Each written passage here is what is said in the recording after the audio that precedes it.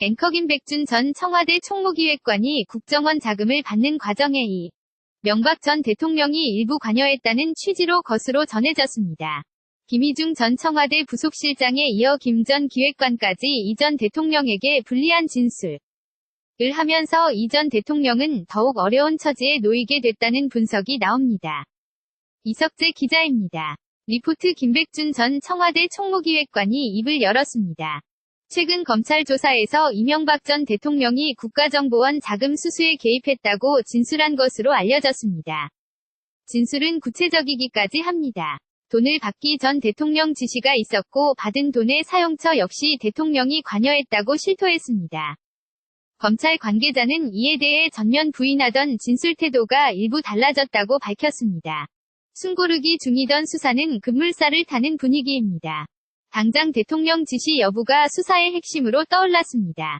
김 전 기획관 진술은 이 전 대통령이 특활비 상납을 사전에 알았다는 유력한 증거라는 게 검찰 판단입니다.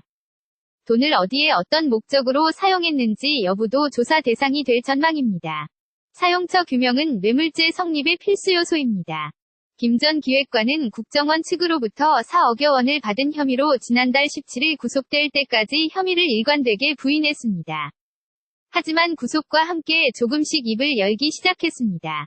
김주성 전 국정원 기조실장도 대통령을 독대한 자리에서 국정원의 특활비 지원이 문제가 될 수 있다고 말했다고 진술했습니다.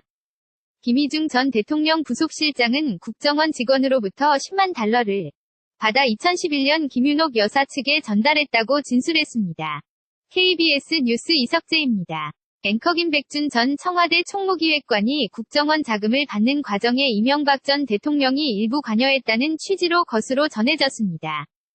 김희중 전 청와대 부속실장에 이어 김 전 기획관까지 이 전 대통령에게 불리한 진술을 하면서 이 전 대통령은 더욱 어려운 처지에 놓이게 됐다는 분석이 나옵니다. 이석재 기자입니다. 리포트 김백준 전 청와대 총무기획관이 입을 열었습니다. 최근 검찰 조사에서 이명박 전 대통령이 국가정보원 자금 수수에 개입했다고 진술한 것으로 알려졌습니다. 진술은 구체적이기까지 합니다. 돈을 받기 전 대통령 지시가 있었고 받은 돈의 사용처 역시 대통령이 관여했다고 실토했습니다. 검찰 관계자는 이에 대해 전면 부인하던 진술 태도가 일부 달라졌다고 밝혔습니다. 숨고르기 중이던 수사는 급물살을 타는 분위기입니다.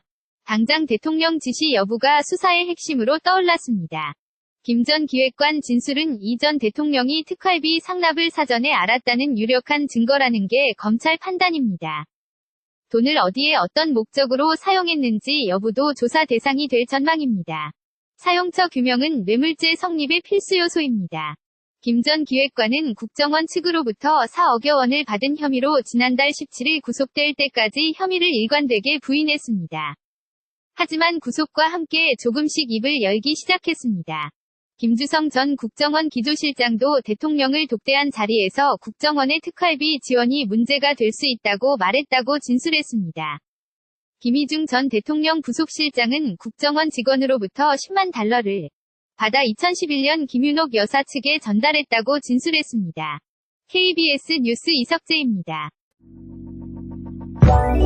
Let it go, make my body go. Take our bodies higher and higher.